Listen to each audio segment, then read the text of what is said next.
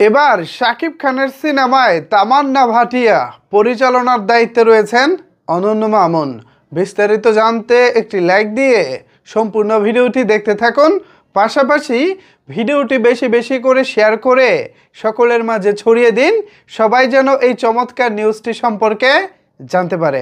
So চলেন viewers, এবার মূল বিষয়ে আলোচনা করা যাক। আপনাদের সাথে রয়েছি আমি ওয়াসিম। ভিউয়ার্স, অনন্য মামুন শের নামক একটি সিনেমা বানাবেন। এই সিনেমার পরিকল্পনা তিনি প্রায় গত 1 বছর ধরেই করতেছেন। এই সিনেমার নায়ক হিসেবে শাকিব খান থাকবেন, এটাও তার প্রাথমিক পরিকল্পনার অংশ। আজ থেকে ঠিক 1.5 মাস আগে আমি অনন্য মামুন ভাইয়ের অফিসে গিয়েছিলাম দরদ সিনেমা মুক্তির আগে তার একটি ইন্টারভিউ আনার জন্য। তো ইন্টারভিউ নেওয়ার আগে অফ ক্যামেরায় মামুন ভাইয়ের সাথে আমার বেশ কিছু বিষয়ে আলোচনা চলছিল। সেই আলোচনার বিষয়বস্তু ছিল শাকিব ভাইকে নিয়ে কি তিনি পরবর্তী কোনো সিনেমা বানাবেন বা এরকম কি কোনো পরিকল্পনা তার রয়েছে। তার জবাবে মামুন ভাই তখন বলেছিলেন অফ দ্য ক্যামেরায় যে ইয়েস, আমরা শাকিব খানকে নিয়ে পরবর্তীতে শের নামক একটি সিনেমা বানাবো এবং সেই সিনেমার বাজেট হবে হিউজ, যে বাজেটে এর আগে বাংলাদেশে কোনো চলচ্চিত্র নির্মাণ হয়নি। এছাড়া এই শের ছবির জন্য অনন্য মামুন নায়িকা হিসেবে প্রাথমিক অবস্থায় মাথায় রেখেছেন তামান্না ভাটিয়াকে। তো যদি এরকম কিছু হয়, তামান্না ভাটিয়া যদি শাকিব খানের শেরে যুক্ত হয়, তাহলে নিঃসন্দেহে শের সিনেমার জন্য এইটা 1000% হচ্ছে প্লাস পয়েন্ট। 100% না, 1000% হচ্ছে প্লাস পয়েন্ট। এখন সবচেয়ে বড় বিষয় যেটা, সেটা হলো আপনি বলিউড থেকে নায়িকা নিলেন কিংবা তামিল তেলুগু থেকে নায়িকা নিলেন, কিন্তু সিনেমাটা দেখে দর্শক হতাশ হলো, তাহলে কিন্তু হবে না।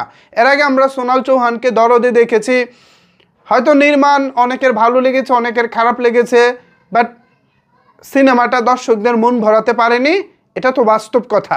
এখন এই বাস্তবতায় দাঁড়িয়ে মামুন ভাইয়ের কাছে আমি রিকোয়েস্ট করব, যদি আপনি ছবিটা বানান সত্যিকার অর্থে এবং আপনার যদি সেই পরিকল্পনা থেকে থাকে, গতকালকে থেকে আপনি সোশ্যাল মিডিয়ায় জানান দিচ্ছেন একটি গাড়ির পিকচার আপলোড করেছিলেন, যে গাড়িটা আপনারা থাম্বনেইলে দেখতে পাচ্ছেন।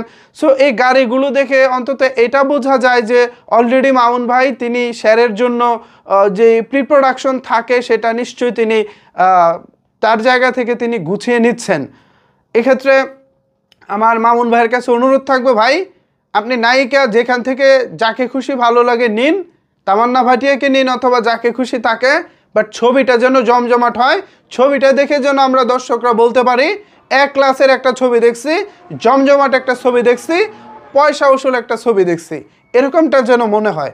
বাট ছবি দেখে যেন কোনো অবস্থাতেই মনে না হয় মামুন ভাই আমাদের সাথে চাপাবাজি করেছিলেন বা বাড়িয়ে বলেছিলেন, এরকমটা যেন মনে না হয়। আর শাকিব ভাই, আমি জানি না আদৌ তিনি শের ছবিটা আপনার সাথে করবেন কি না। যদি করে ভালো, শাকিব ভাইয়ের ছবি করলে আমাদের তো আর কিছু করার জায়গা থাকে না, আমরা ভক্ত হিসেবে তার যে কোনো ছবি দেখি, যে কোনো ছবিকেই সাপোর্ট করি।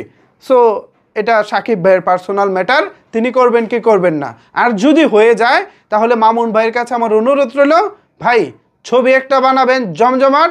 আপনার যদি মনে হয় যে না, আপনার পরিচালনায় জমজমাট ছবিটা হচ্ছে না, প্রয়োজনে আপনি প্রডিউসার হিসেবে থাকেন, পিছনে যে পরিকল্পনা আছে সেটাতে থাকেন, ভালো একজন ডিরেক্টরকে দিয়ে ছবিটা বানান। আমি আপনার ডিরেকশন নিয়ে বা আপনার নির্মাণ নিয়ে আমি কোনো প্রশ্ন তুলতেছি না, বাট যে কোনো কারণেই হোক, যদি আপনার মনে হয় আপনি না পারলে অন্যজনকে দিন, তবে শের হোক জমজমাট, তামান্না ভাটিয়াকে নিয়েই হোক আমাদের আগামী সিনেমা। কি বলেন সাকিবিয়ানরা? এ বিষয়ে আমি আপনাদের মূল্যবান মতামত জানতে চাই। নিচের কমেন্টস বক্সটা আপনাদের জন্য খোলা রইল। ধন্যবাদ সবাইকে এতক্ষণ আমার সাথে থাকার জন্য।